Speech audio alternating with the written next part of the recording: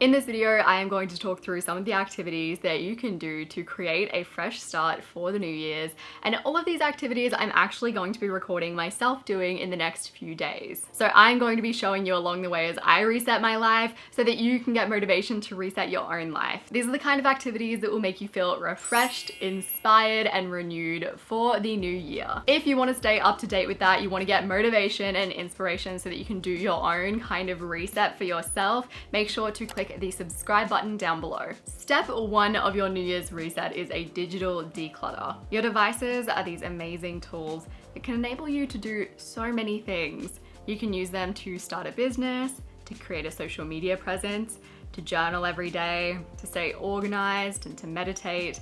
But instead, we end up using them to watch TikTok for 3 hours, envy scroll through Instagram, and read other people's strongly worded Facebook rants in the local Facebook community groups. Take some time before the new year or after the new year begins to reset your digital spaces so that they are designed to make your life better. Decluttering your digital space is just as impactful as decluttering your physical space if you use your computer, your iPad or tablet, and your phone a lot. Clear out the clutter, the apps that you don't use, the apps that don't enhance your life, the files that you don't need, and add the apps that will make you more productive. Organize things so that you'll be happier, so that the things that you use are easier to access. Unfollow people that make you envious, annoyed, or that are no longer aligned with your life, or delete social media altogether for a January reset. Step 2 is to declutter and organize the space that is around you, Marie Kondo style. By the guidance of Marie Kondo, I like to take everything out of its home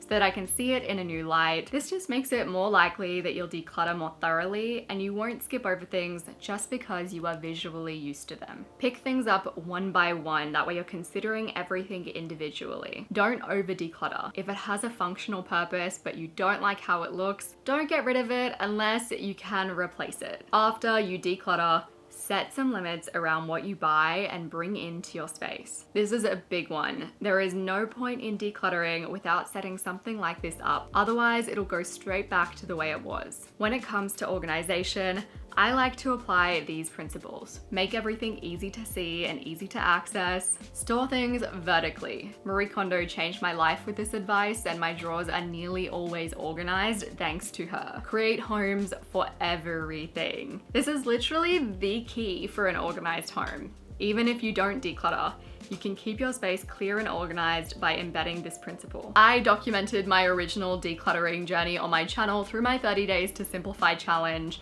where I literally went through everything in my life and decluttered it. If you want to watch that to get you inspired, I will have that playlist up here as well as down below. Number 3, deep clean. The end of the year is a perfect time for a deep clean. Get into the nooks and the crannies and the corners that you might not usually clean. Wipe down the surfaces that don't usually get wiped down. Do a real clean out of your dishwasher and washing machine, and clean inside of storage spaces that maybe don't usually get looked at. If you're in the mood for a deep clean, I do have some previous cleaning videos that you can watch. I've popped them in a playlist. I'll have that linked up here and down below. I always get people commenting saying that they'll clean and put me on in the background, or they will get their life admin done and put me on in the background, so you can use that as a source of motivation.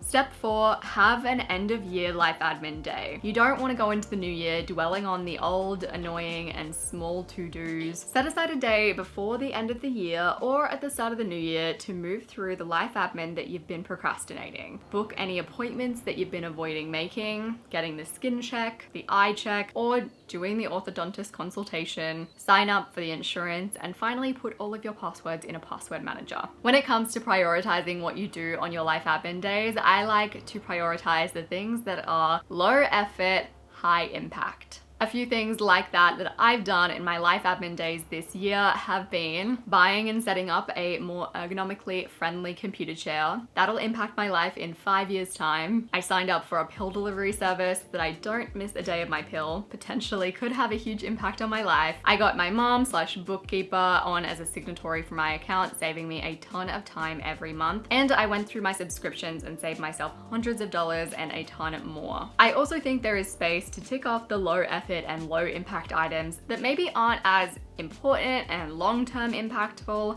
but if they go unchecked for too long, will continuously annoy you. These are things like spraying your doors with WD-40, labeling spare keys, selling secondhand stuff online. This task is all about decluttering your brain. If you do want to watch my old life admin day videos to get an understanding of how it works and to get some motivation, I'll have that playlist down below. Step number 5 is to reflect, plan, and take action for Q1 of 2021. There are 3 things that I think are very important to do towards the end of the year and the start of the new year. Firstly, reflect on how your last year went. How did it go? What did you learn? What mistakes did you make? And what do you want to do differently?